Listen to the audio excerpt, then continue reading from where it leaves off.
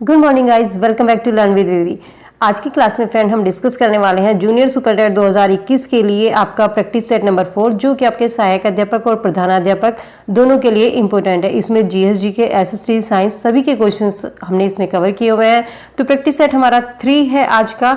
तो चलिए शुरू करेंगे अपनी क्लास को फटाफट से। और आपसे मेरी रिक्वेस्ट है, क्लास को लाइक शेयर कर दीजिए फ्रेंड के साथ में। चैनल पर नए हैं तो चैनल को सब्सक्राइब कर लीजिए, साथ ही साथ बेल आइकन को प्रेस कर लेना, जिससे नई वीडियो का नोटिफिकेशन आपको समय से मिल सके।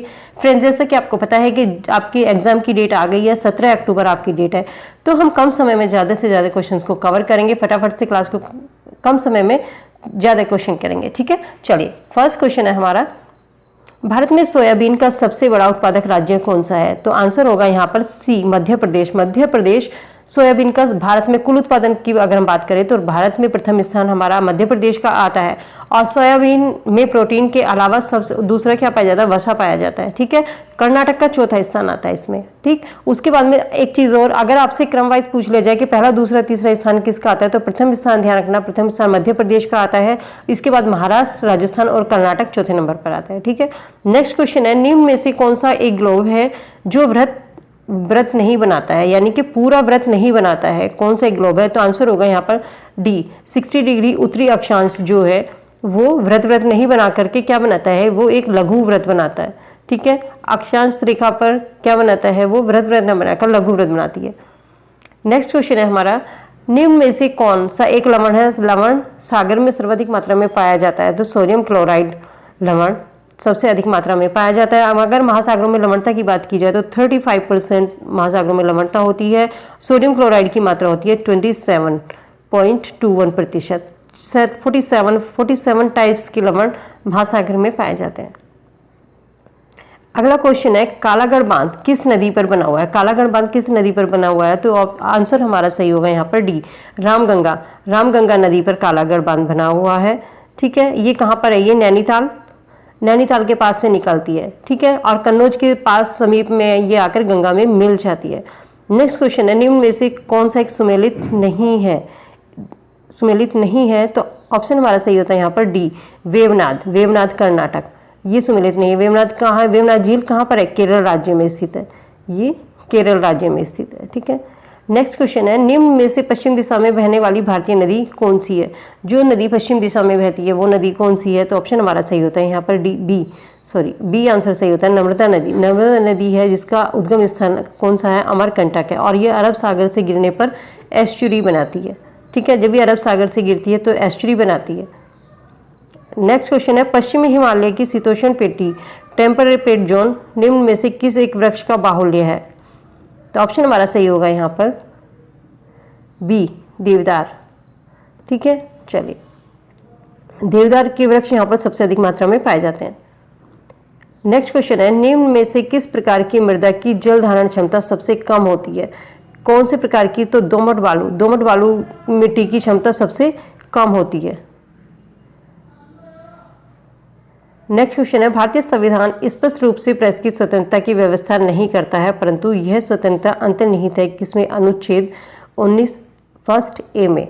19 फर्स्ट ए अनुच्छेद में ये दिया हुआ है कि सभी नागरिकों को स्वतंत्रता, उनकी अभिव्यक्ति की स्वतंत्रता का अधिकार होगा, और ये प्रेस की स्वतंत्रता भी इसी अधिकार में निहित होती है। नेक्स्ट है, भारतीय संसद का संयुक्त अधिवेशन कौन बुलाता है? संयुक्त अधिवेशन बुलाता है राष्ट्रपति। और इसकी अध्यक्षता कौन करता है? तो लोकसभा का अध्यक्ष जो होता है वो इसकी अध्यक्षता करता है। लोकसभा का अध्यक्ष क्या कहलाता है? स्पीकर इसकी अध्यक्षता करता है। तो ऑप्शन हमारा सही होगा यहाँ पर ए, राष्ट्रपति अधिवेशन बुलाता है। नेक्स्ट है, भारतीय संविधान की उद्देशिका में संशोधन किया गया था। उद्देशिका में संशोधन कब किया गया था? 42वां संविधान संशोधन हुआ था। आंसर हमारा सही होगा यहाँ पर सी, 42वां संविधान संशोधन किया गया था 1976 में। और इसमें प्रभु संपन्न लोकतंत्र में गणराज्य के स्थान पर क्या 2 शब्द जोड़े गए थे? समाजवादी, ध्यान दीजिएगा, समाजवादी ये जोड़े गए थे। 42वां संविधान संशोधन होता है, समाजवादी और पंथ निरपेक्ष ये 2 शब्द जोड़े गए थे। और राष्ट्र की एकता के स्थान पर जोड़ा गया था। राष्ट्र की एकता और अखंडता शब्द को इसमें प्रतिस्थापित किया गया था कि इसको राष्ट्र की एकता के स्थान पर क्या आया था? राष्ट्र की एकता और अखंडता, यानी कि 3 शब्द जोड़े गए थे, समाजवादी, पंथ निरपेक्ष और अखंडता। तो 3 शब्द इसमें जोड़े गए थे। 42वां संविधान संशोधन पहली बार और तभी हुआ था ये संशोधन, उसके बाद अभी तक कोई संशोधन इसमें नहीं हुआ है। नेक्स्ट क्वेश्चन है, निम्न में से एक्स किरणों का आविष्कार किया गया है, किसने किया था? तो ऑप्शन हमारा सही होता है यहाँ रोयन टंजन ने एक्स किरणों का आविष्कार किया है। नेक्स्ट क्वेश्चन है, अधूरे प्रज्वलन के कारण मोटर कार एवं सिगरेट से निकलने वाली रंगहीन गैस कौन सी है? तो ऑप्शन हमारा सही होगा यहाँ पर सी, कार्बन मोनोऑक्साइड गैस, जो कि आपके मोटर वाहनों से और सिगरेट से निकलने वाली रंगहीन गैस है। ठीक है, चलिए अगले क्वेश्चन की ओर आगे बढ़ते हैं। निद्रा रोग स्लीपिंग सिकनेस नामक बीमारी होती है, किसके द्वारा होती है? निद्रा रोग स्लीपिंग सिकनेस ये होती है एक ट्रिपेनोसोमा नामक एक कोशिकीय जीव है, जो कि सीसी मक्खियों के शरीर में ये होता है, और जो मक्खियाँ हम काटती हैं तो इसके बैक्टीरिया जो हैं हमारे शरीर में प्रवेश कर जाते हैं, और इससे हमारे मनुष्य के शरीर में दर्द और कमजोरी महसूस होती है। रोगी को पूरे दिन ऐसा लगता है कि नींद आती है या वो सारे दिन ऊँगता रहता है, और इसके उपचार के लिए एक इसका इलाज होता है कि ट्रिपेसेमाइड। ये भी आप ध्यान रखना, ट्रिपेसेमाइड इसकी सुई का पूरा कोर्स लिया जाता है इस उपचार के लिए। तो ये ट्रिपेनोसोमा नामक एक कोशिकीय जीव जो कि मक्खियों के द्वारा होता है। ठीक है, नेक्स्ट क्वेश्चन है, दुग्ध प्रोटीन को पचाने वाला एंजाइम है। तो ऑप्शन हमारा यहाँ पर सही होता है सी, रेनिन है जो दुग्ध को पचाता है। ठीक है, ब्रह्मोस क्या है? ब्रह्मोस एक प्रक्षेपात्र है। ये किसके बीच में होता है? भारत और रूस का संयुक्त परियोजना के तहत इसको विकसित किया गया था। सुपरसोनिक क्रूज मिसाइल है ये एक। इसकी गति कितनी? ध्वनि की गति से भी दुगनी गति रफ्तार से ये चलती है। 8 मीटर लंबी मिसाइल है जो कि 14 किलोमीटर की ऊंचाई तक ये जा सकती है। ठीक है, तो ऑप्शन यहाँ पर सी होगा, एक प्रक्षेपात्र है ये। भारत में सोने की खाने किस राज्य में स्थित है? भारत में सोने की खाने किस राज्य में स्थित है? कर्नाटक में सोने की खाने हैं। सोने का सबसे बड़ा उत्पादक राज्य कर्नाटक को माना जाता है।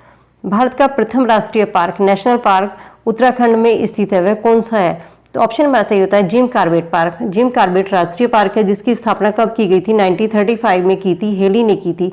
तो इस पार्क का नाम था पहले हेली नेशनल पार्क था, लेकिन 1957 में इसका दूसरा नाम बदलकर जिम कॉर्बेट राष्ट्रीय पार्क रख दिया गया था। ठीक है, फूलों की घाटी भी उत्तराखंड में है, ये हरिद्वार पौड़ी गढ़वाल जिले में है और देहरादून में। और इसके अलावा जो आपका राजाजी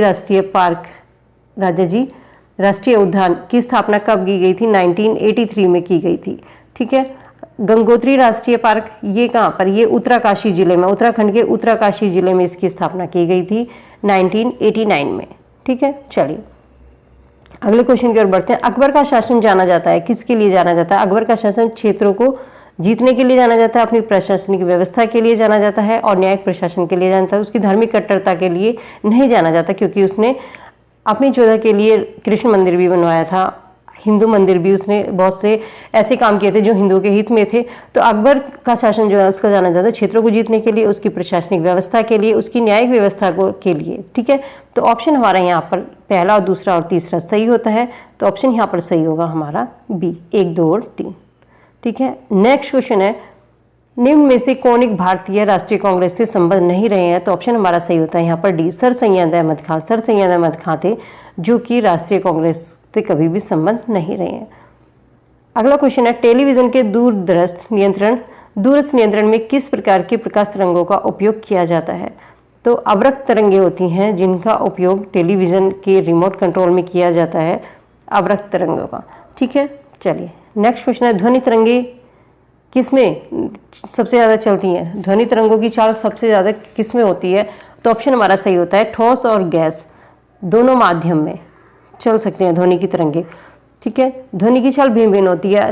ध्वनि की चाल सबसे अधिक होती है ठोस में, उसके बाद द्रव में और उसके बाद गैस में।